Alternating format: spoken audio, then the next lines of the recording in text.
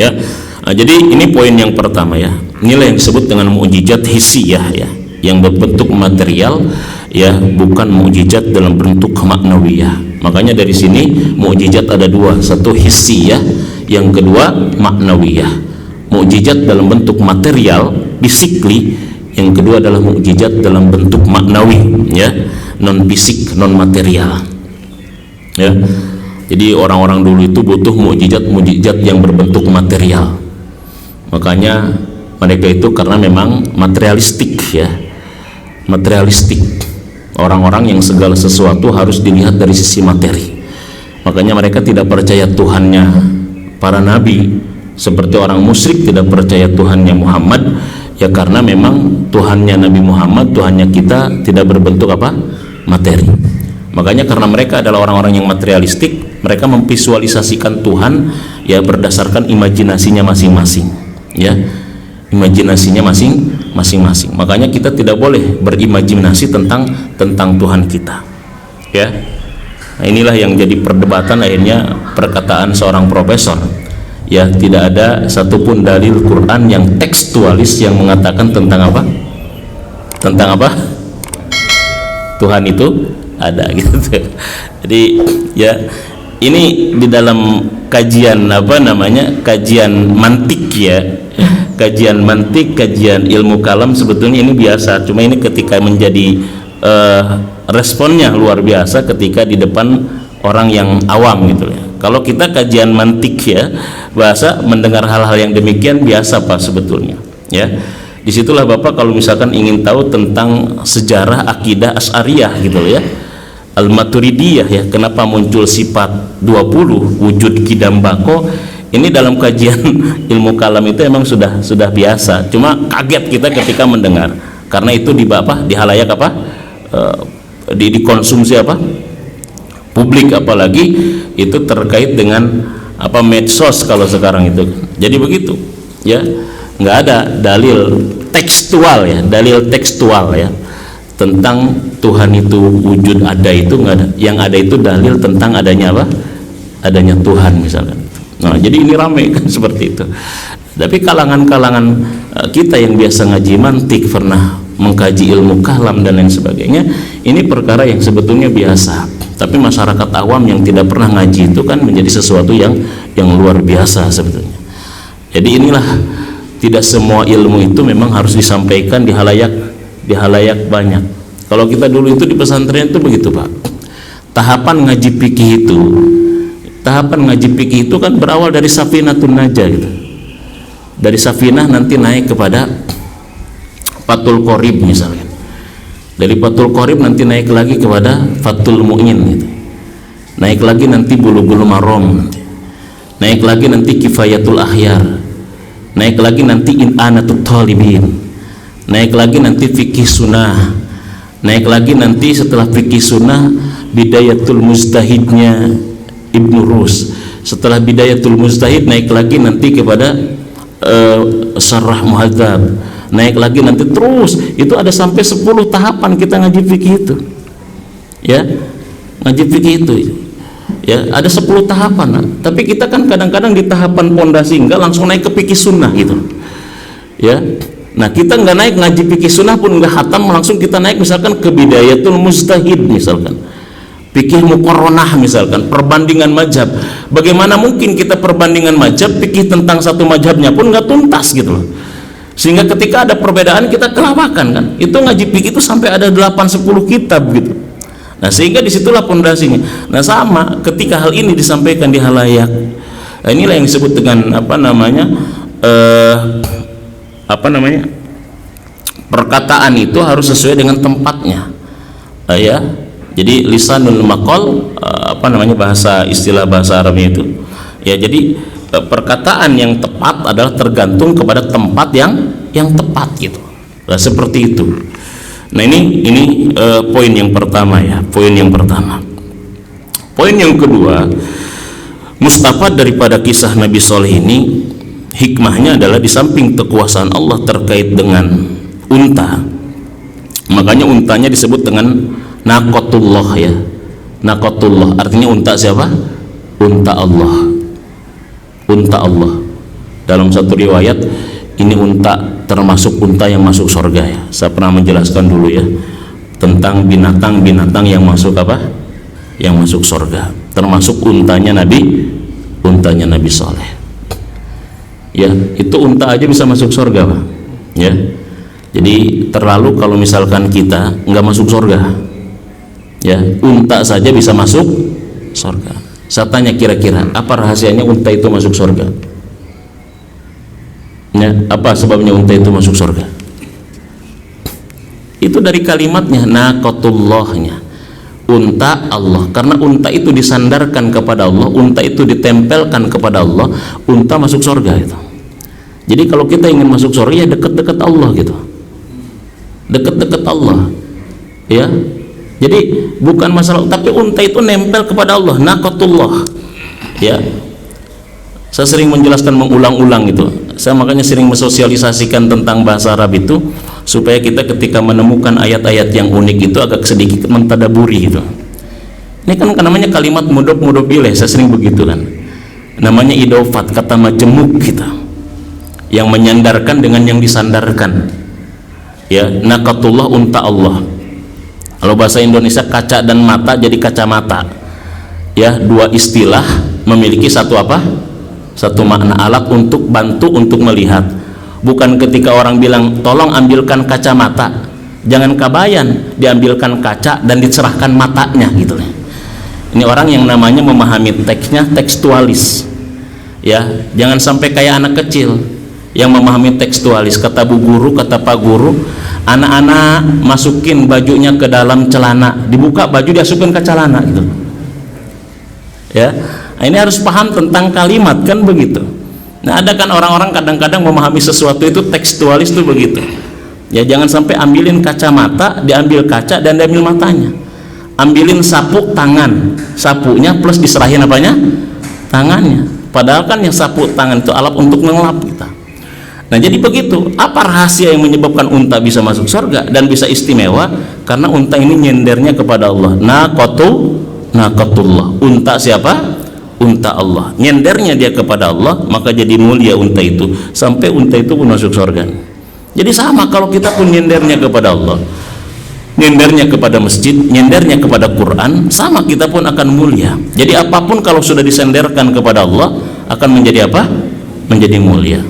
Apapun kalau sudah disandarkan kepada yang mulia akan menjadi mulia. Jadi kita itu tergantung kepada siapa kita nempel dan dekatnya. Dengan tukang minyak wangi kita dekat, akan ke bawah wangi walaupun gak pernah beli minyak wanginya, minimal gegendengan gitu lah. Atau datang ke tukang minyak wangi kabeh dicobaan gitu, nggak jadi ya gitu kan ya. Jadi dengan siapa kita nyender itu seperti itu ya.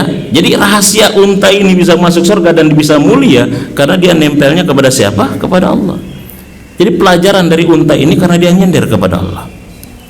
Itu poin pertama. Yang kedua ya, kisah Nabi Soleh dan kaumnya ini adalah tentang sebuah konsekuensi dakwah dan para penentang dakwah.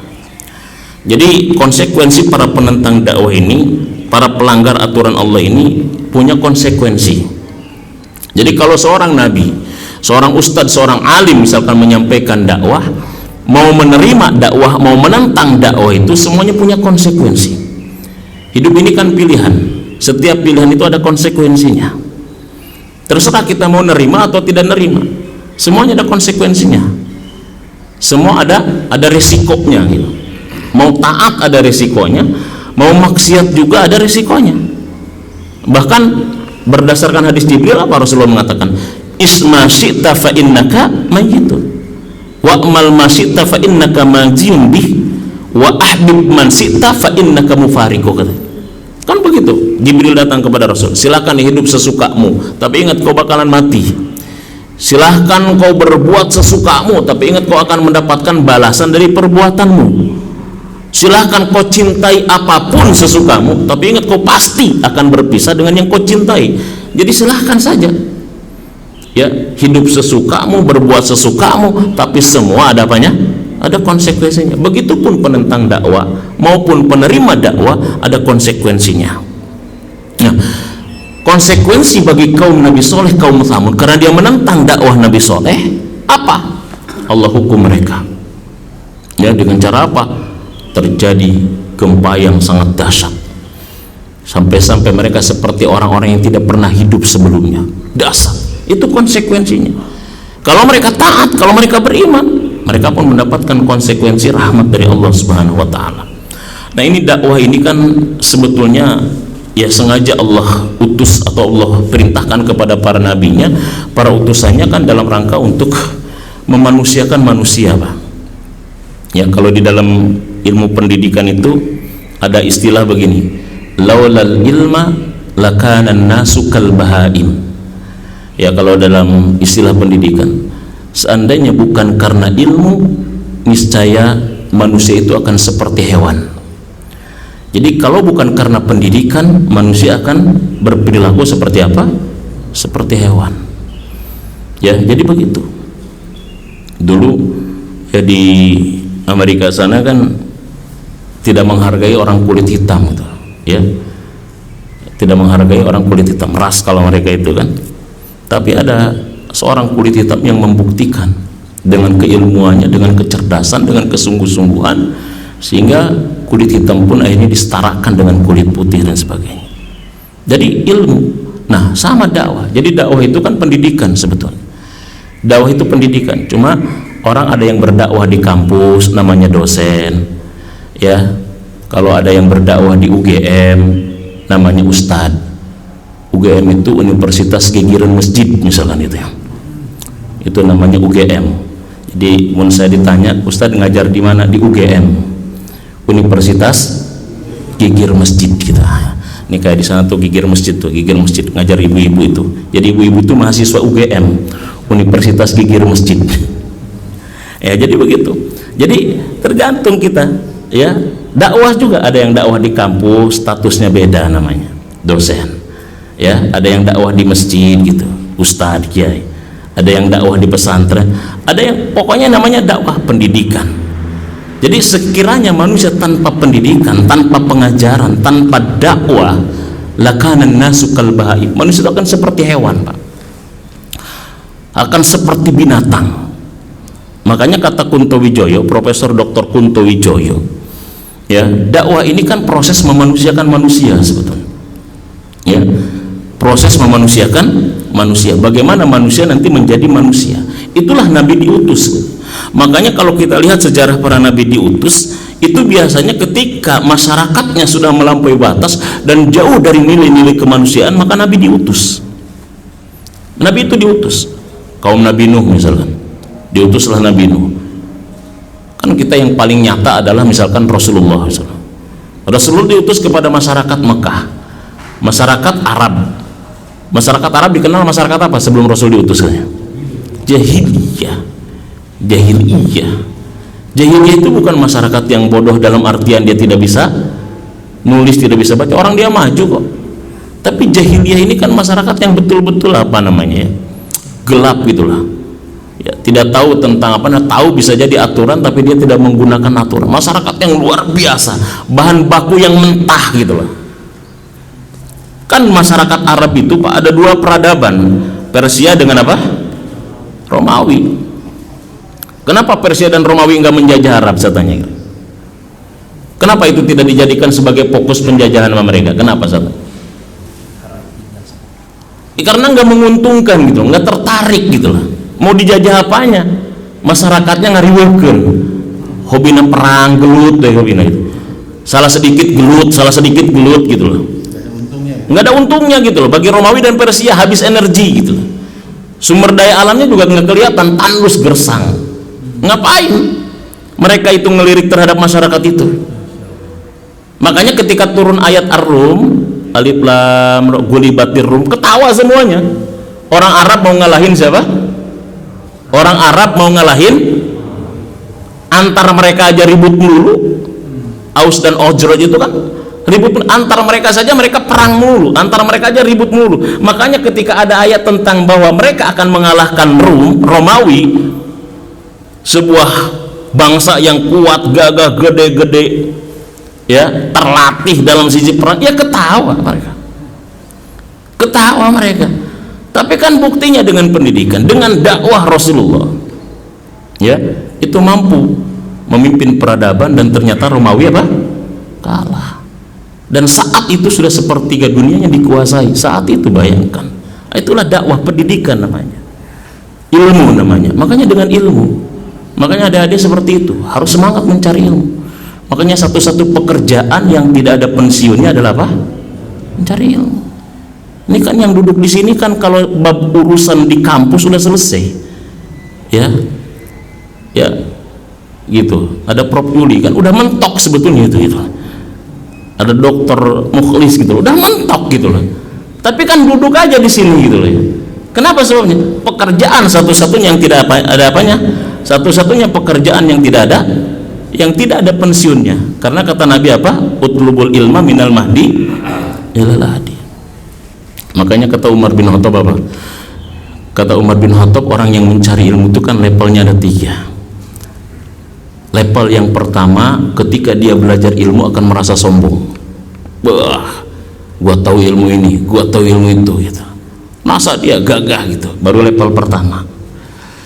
Ya, baru latihan karate, sabuk masih putih, petantang peteng-teng weh. Lempang ge bari mencak wae, cak gitu. Hayangna berantem weh gitu. Baru level pertama. Merasa sombong, semuanya orang pengen didebatnya. Semua orang pengen dipatahkannya. Kata Umar bin Khattab, itu level pertama. Orang masuk ilmu pertama dia akan merasa dirinya gede. Begitu dia masuk level kedua, dia akan merasa dirinya agak mulai kurang tuh. Begitu dia masuk level 3, dia akan merasakan dia bukan siapa-siapa dan dia bukan apa-apa. Makanya para ulama makin tinggi ilmunya, makin kelihatan tawadhu'nya. Tawadhu'nya makin kelihatan. Para ulama itu begitu. Kalau kita kadang-kadang baru belajar, lihat di internet langsung semuanya pengen dibantah, yang debat ya pokoknya namanya. Tapi begitu masuk begitu, ya kayak kita aja kayak gini, ya. Makanya saya selalu biasa, saya selalu ingin ikut apa? Ingin ikut seminar. Saya selalu ingin ikut kalau ada promosi orang apa namanya ini terbuka apa sidang terbuka, saya suka ingin ikut. Ya, kenapa? Sehingga kita merasa kecil terus. Jadi begitu kita melihat orang di atas kita yang lebih dahsyat, kita kecil. Jadi malu sendiri kita dengan diri kita. Saya selalu kalau ada orang yang sidang terbuka, dokter, saya ikut. Saya senang ini ada orang lihat ikut, ya Allah. Tapi ketika kita tidak pernah berinteraksi dengan orang yang lebih, kita akan merasa apa? Bahasa kitanya seperti katak dalam apa? Dalam tempurung. Dalam tempurung itu. Baca biografi ulama, makin kecil kita. Baca biografi para ulama, para mufassirin, makin nggak ada apa-apa kita. Itu baru dibandingkan dengan manusia, apalagi kita dibandingkan dengan ilmunya siapa? Allah Subhanahu wa Ta'ala. Nah, di situ kan kata Umar, makanya orang level pertama belajar ilmu dia akan apa? Dia akan seperti halnya orang yang sombong, merasa dia bisa segala-galanya. Begitu dia masuk ke level yang kedua, dia akan merasa mulai. Begitu dia masuk level ketiga, dia akan malu terhadap dirinya bahwa dirinya tidak ada apa-apanya. Ya, gitu. Makanya di dalam keilmuan di kita kan di akademisi kan ada yang disebut dengan spesialisasi. Ya. Di IPB itu kan banyak spesialisnya ya. Ya Pak Mulis ya. Kalau saya pernah ketemu dengan dokter Hari ya, dokter Hari, Pak Hari, peneliti dari LIPI ya, LIPI. Saya dulu ngisi di LIPI ya. Jadi karena apa namanya di zoologi kalau nggak salah, zoologinya tentang. Nah saya ngisi dibawa ke ini kemana? Dibawa ke laboratoriumnya dia. Dia adalah dokter ahli dalam bidang serangga. Dokter ahli dalam bidang serangga. Ya, dan kerjasamanya sudah dengan Jepang untuk meneliti tentang masalah serangga. Saya dibawa ke situ. Ya, pas dibukakan ke lacinya itu ada serangga-serangga yang dibekukan, yang dikeraskan. Serangga teh semacam papatong, tanya mun orang mah papatong, tah. Ya, kos gitu teh serangga tadi teliti. Nah, kata dia akhirnya dibuka. Nih Ustaz, saya itu serangga tapi tidak semua serangga. Saya hanya spesialis di serangga malam. Jadi serangga itu ada 2 nanti, serangga malam dan serangga siang. Nah, dibukalah laci dia. ada nama-nama serangga yang itu khusus siang doang tapi belum dikasih nama. Jadi dia baru ada beberapa poin yang sudah dikasih nama. Ini hasil penelitian, namanya ini serangga siang, ini belum dikasih nama, belum ada ini namanya jenisnya apa. Padahal saya sudah kerjasama dengan Jepang, dengan para ilmuwan, para dokter serangga dikumpulkan tah. Neliti papatong doang geus teka otakan, Pak. Jadi ini Ustadz belum ada namanya karena belum kita ketemu namanya siapa. Jadi nyamuk apa ini semuanya itu bab serangga, padahal kepala rambut sudah habis, kerjasama dengan orang Jepang, neangan ngaran serangga doang tekapang. Itu bayangkan ilmu manusia, itu bab serangga. Sebelum saya masuk ke laboratorium dia itu, ada orang rambutnya sudah putih, percis kayak Einstein, pakai kacamata, kalau kermutak ngatik kelelawar, lalai. Kata dia, itu siapa? Kata, itu profesor kelelawar, tapi terjadi Batman, kata dia kan. Ya, dia profesor kelelawar Ustadz katanya. Itu tengah rambutnya apa udah putih, kos Einstein kos kita. Itu siapa? Kata saya, dia adalah profesor dalam bidang kelelawar. Tapi terubah jadi Batman, tapi apa tinggal jadi Batman gitu gimana? Jadi artinya manusia itu, Pak, begitu dia mendalami sesuatu itu, dia akan merasa dirinya kecil gitu, tidak ada apa-apanya, dan luar biasa disitulah. Makanya disitulah pentingnya dakwah. Laulal ilma lakana an-nas kalbal. Sekiranya tanpa dakwah, tanpa pendidikan, tanpa ilmu, manusia akan seperti hewan. Inilah sebetulnya dakwah, proses memanusiakan manusia sebetulnya.